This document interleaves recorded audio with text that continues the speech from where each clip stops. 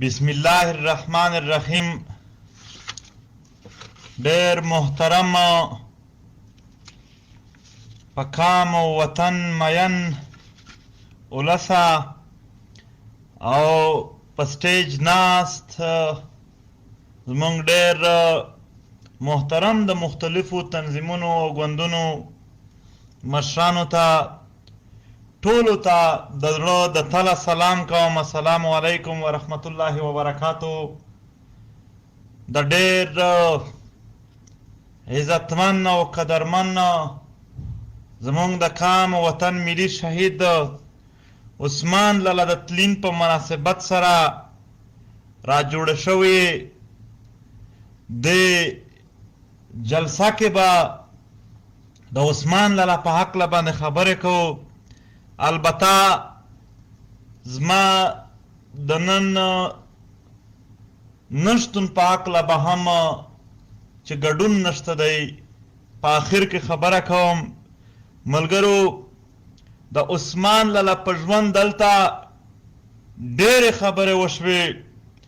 عثمان لالا د پښتونخوا ملي عوامي ګوند صوبایي صدر و او تعلق یې د هر ګوند، هر تنظیم او ولس سره او خطا د غیر پښتون ولسونو سره د ورورولۍ او پښتونولۍ پاتې و چې نن یې هر تنظیم او هر وګړی او خطا غیر پښتون چې کوم مظلوم قامونه دي هغه ټول یې یاد ساتي او ټول د ته سلام کوي د خدماتو ته او د ده ژوند ته. ملګرو، نن به د عثمان لالا په ژوند خبرې کوو، خو البته لالا ولې ټارګټ شو د دې دپاره به زه یو تمهید ږدم دلته او د خپل ولس د هر مکتبه فکر نه به درخواست کوم چې دوی په دې سوچ وکړي. محترمو، د نړۍ په سطح باندې بلها قامونه آباد دي. هر قام خپله ژبه، خپل کلتور، خپل سیاست، خپل تاریخ، خپل اتلان، خپل روزګار، خپل وسایل، قومي افرادي قوت، هنر او د دغو ټولو مطابق یو نظام او نظام تعلیم لري. خو هغه قامونه چې هغه د غلامۍ ژوند تیروي، د دوی په ژبه باندې، د دوی په تاریخ باندې، د دوی په کلتور باندې، د دوی په وسایلو باندې، د دوی په اتلانو، د دوی په نصاب، د دوی په روزګار، د دوی په ادب او حتی د دوی په هر څه باندې د هغې قام چې دوی غلام ساتلی وي، د هغو خلقو چې دوی غلام ساتلی وي، د هغې قبضه شي. چې کله هم غلام ولسونه د بادار نه د خپل وطن او د خپل قام د بقا خبره کوي، د خپل قام او وطن د بقا غوښتنه کوي یا د بقا ګټل غواړي، نو هغه قابض خلک، آبادار خلک بیا هر هغه تنظیم، هر هغه وګړی تنګوي او ستړیوي چې څوک د خپل وطن، د خپل قام د بقا خبره کوي. محترمو، د دنیا خبرې د دنیا راځو د خپل قام، د خپل وطن مقدماته. محترمو، که مونږ د قام ژبه وګورو نو دلته د قام د ژبې د بقا ضرورت دی. ملګرو، دغه ژبه د دغه ریاست په چینلونو کې، د دغه ریاست په ډرامو، په فلمونو کې د دهشتګردو ژبه ورښودل کیږي، د ډاکو ژبه ورښودل کیږي، د غله ژبه ورښودل کیږي. 15 کروړه آباد قام دلته خپله ژبه په نصاب کې نه لرو، په تاڼه کې، په تعلیم کې، په عدالت کې، په هر ځای د بلې ژبې د شتون د وجې د یو لوی معاش د ضایع کولو په طرف لاړ شي. پوهه نشي حاصله په عدالت کې چې یو درخواست یو پښتون لیکي د ژبې د نه زده کړې د وجې په زرګونو مصروف یې صرف په هغه باندې د دغې د وجې لاړ شي. ملګرو د دغې وطن د وسایلو بقا ضرورت لري. د وطن وسایل ما چې د غلام کام چې کوم خد و خال بیان کړ چې هغه دوی به په قبضه کې شي د هغې مطابق خبره کومه. د چمن نه واخله تر سوات پورې د پښتون وطن وسایل باندې یو چور تالان ګډ دی.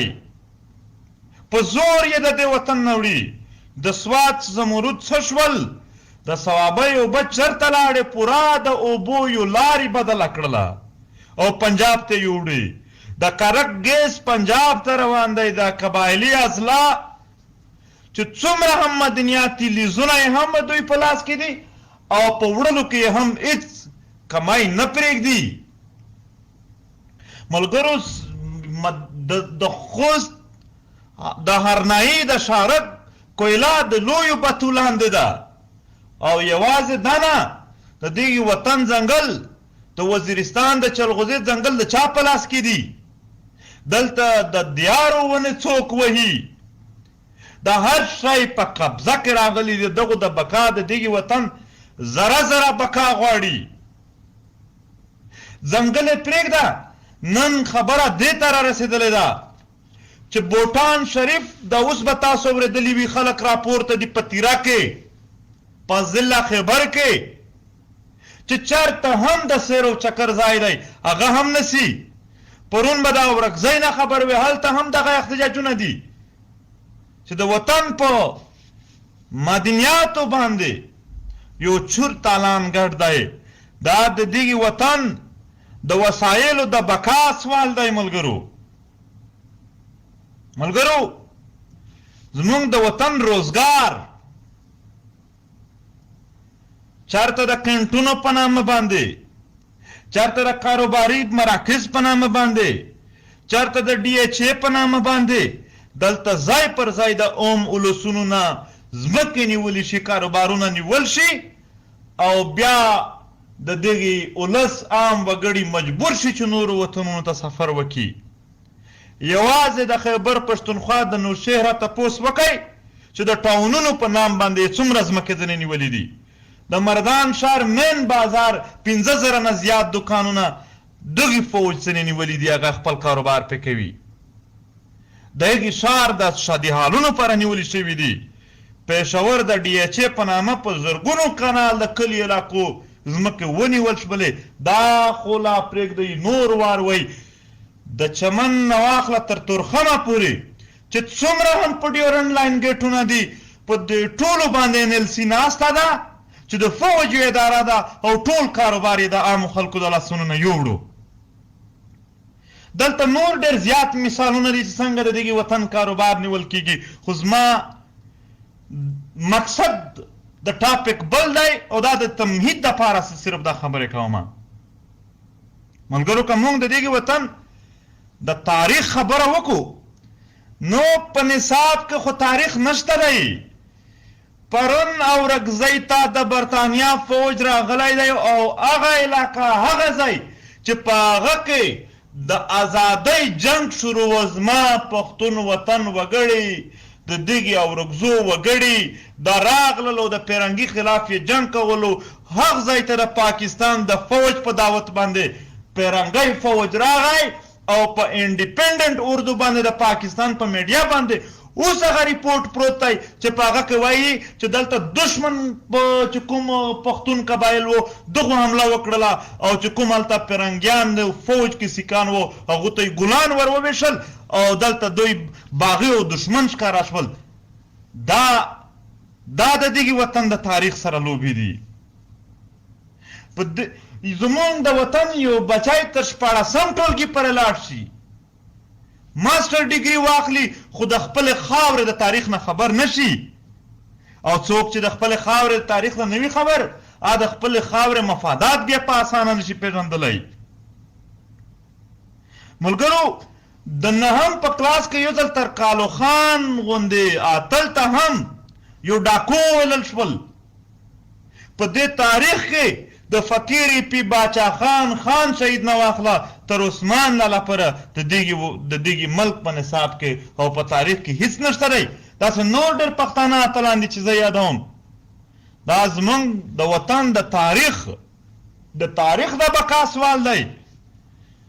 ملګرو زمونږ د وطن کلتور او د ادب د بقا خبره ده. دلته خو به بچو ته د هندوستان میر تقی میر ویلی شي. زمونږ د میر تقی میر سره څه مطلب دشمنی نه ده، خو البته زه په خپل وطن کې د غني خان د حمزه په بڼه واخله تر درویش دواني پورې خلک لرم، خو هغه بیا نشته دی په دې کې. ملګرو دا د دغې وطن د دغې قام چې کوم یو وجود وربخي دا هغو فکټر خبره ده. اوس راځو د قام د وطن د وګړیو خبره. 70,000 نه باندې پښتانه یوازې په د اوس 20 کاله جنګ کې ووژل شول. د ټارګټ کیلینګ په نامه باندې، د جازونو د بمبار په نامه باندې، د خودکشو په نامه باندې، د ایکسترا جوډیشل کیلینګ په نامه باندې، د جیلي مقابلو په نامه باندې، تر لینډ ماینز پره دغه ټولو کیسو کې پښتانه یو نسل کشي او یو وژنه وشوله. او په نورو وطنونو کې به چې د دغې ملک چېرته ځان ته دښمني سیټ کوله، یعنې یو مفاد به پوره کولو، بیا چې د بلوچو سره جنګ کوي پښتانه اف سی به وړي، بیا د کابل نه واخله تر کشمیر پورې چې جنګ کول غواړي عام پښتانه به په هغه کې استعمالوي. داسې په لینډ ماینز کې ماشومان دوی یعنې معذور کړل. که ګورې د ای پی ایس د شهیدانو نه واخله د کویټه تر وکیلانو پورې، او بیا د هر کور او هر کلی نه په یو نه یو نام باندې خلک شهیدان کول وژل. دا د پښتون وطن د وګړیو د ژوند د بقا سوال دی.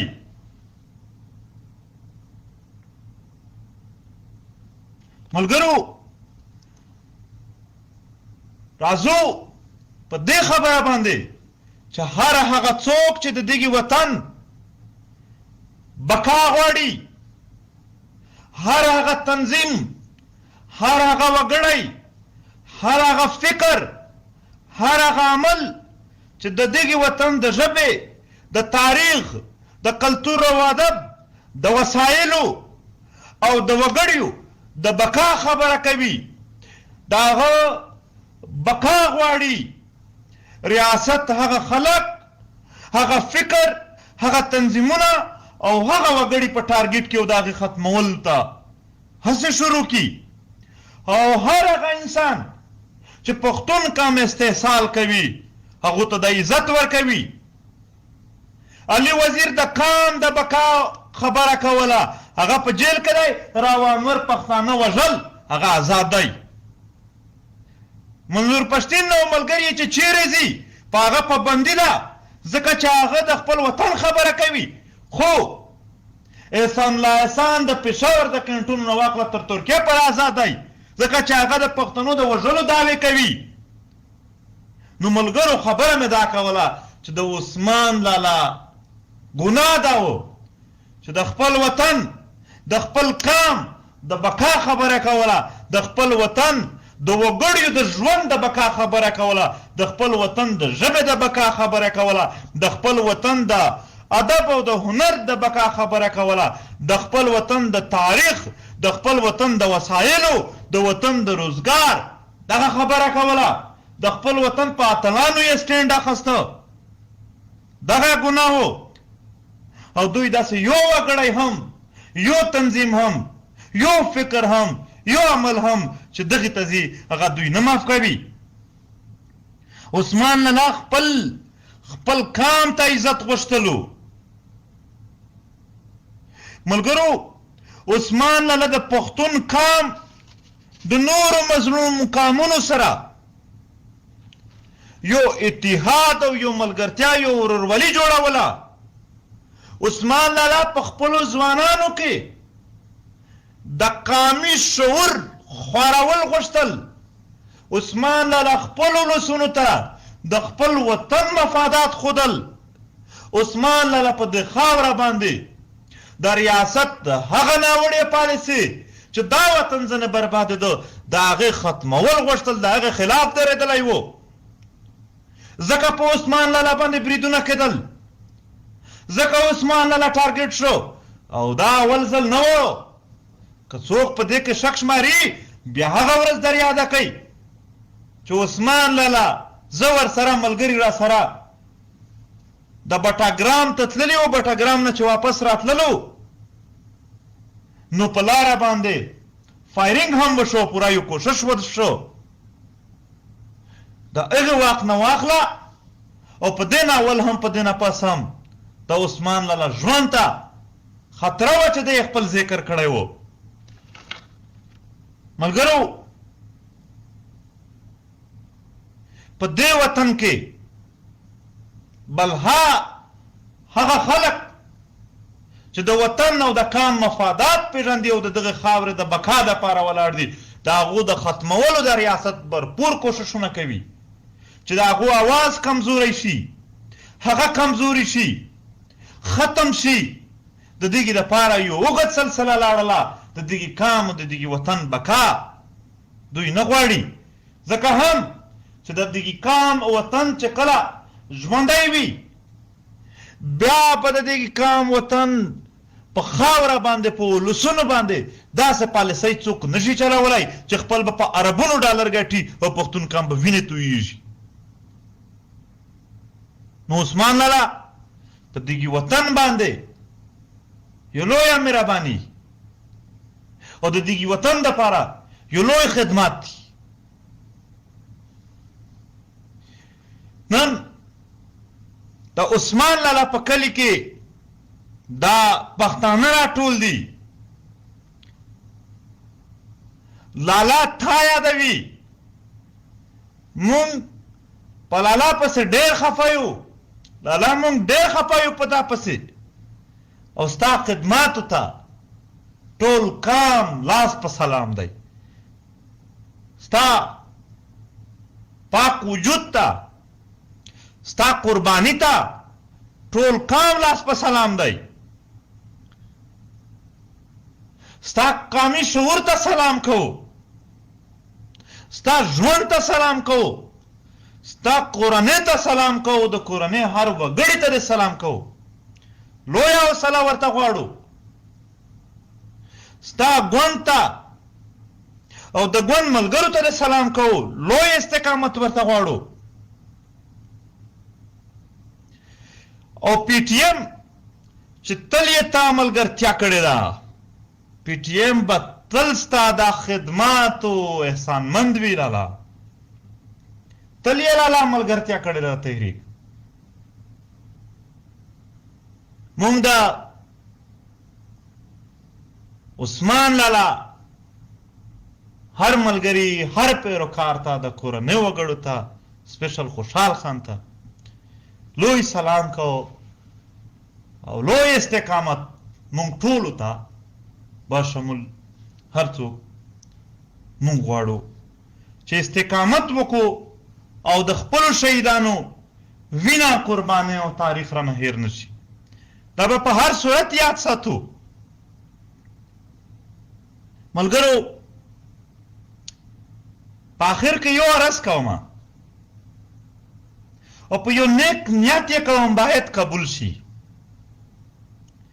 پی ټی ایم د یو ګوند خلاف نه دی پی ټی ایم کله هم د خپل پښتون ولس مخالفت نشي کولی نه دا کېدای شي چې پی ټی ایم د پی ټی ایم خو خپل ولس ته عزت غواړي احترام غواړي په دې باندې چې کومه سزا هم د دغې وطن دشمن راکوي موږ ورته حاضر یو کوم جبر ورسره کېدلی شي هغه ټولو ته موږ حاضر یو مخکې هم حاضر دي اوس هم په جیلونو کې ملګري پراته دي راتلونکي کې به هم کوي پی ټی ایم د دغې وطن هر وګړی هر تنظیم چې د دغې وطن خیر غواړي د دغې وطن مفادات پالي هغو ته لوی احترام لري پی ټی ایم بالخصوص چې کوم کامپار او ملتپال ګوندونه دي پښتونخوا ملي عوامي ګوند لوی احترام ورته کوي ورسره عوامي نشتل ګونده یا نور چې څومره هم د دغه وطن حق غوښتونکي، امن غوښتونکي، بقا غوښتونکي تنظیمونه او خلک دي. موږ ټولو ته احترام لرو او د دې وطن د وطنپال او د دې وطن د مفاداتو ساتونکي تنظیمونو او وګړو په منځ کې مثبت سوچ خورول به دې وطن ته یو ښه نتایج راوړي. ملګرو، په دې نن جلسه کې زما د ګډون نه کول هیڅ کله دا معنا نه ده چې ګویا مونږ د لارو په ستړیو د تګ راتګ په مشکلاتو ګویا ستړي شوي یو. نه نه نه نه، هیڅ کله نه، بلکې د ټولو ملګرو او د تحریک د مشرتابه په متفقه د قامي ګټو سره موافق خصوصي مشوره دلیل او راتلونکي وخت کې د عمل دپاره په اوسنۍ جلسه کې ګډون نه وشو، خو په نږدې وخت کې به بیا هم راځم.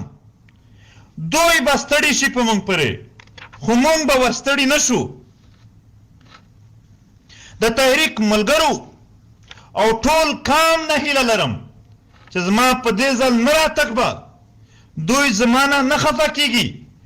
انشاءالله په راتلونکي وخت کې به د لالا مزار ته، د لالا یاد ته او د خپلو ملګرو او خپلو ولسونو سره ملوېدلو ته بیا راځو. د ټولو مننه. د نورو قامونو خلک راغلي دي یا زمونږ او ستاسو دغه جلسه څاري، نو هغه ته هم یو څو خبرې کوو. हमारे इस जलसे में शरीक हजारा और बलोच के मशरान का बहुत बहुत शुक्रिया, दिल के गहराइयों से शुक्रिया. हर फोरम पे हजारा और बलोच ने हमारा साथ दिया है. हजारा और बलोच ने जो इज्जत हम पश्तून कौम को दी है उससे हमारे और उनके दरमियान ये भाईचारा मजीद मजबूत हो गया है. ये इज्जतदार लोग हैं. हर बार साथ देने पर हमारे दिलों में उनके लिए इज्जत, कदर और एहतराम मजीद बढ़ी है, मजीद बढ़ जाता है इज्जत एहतराम. इंशाअल्लाह पुख्तून हर फोरम पे मोहतरम हजारा और बलोच कौम के साथ देंगे. बहुत बहुत शुक्रिया इनका. डेरा मनना. खुदाई मो तल आबाद लरा, खुदाई मो खुशहाल लरा. मनना कौम.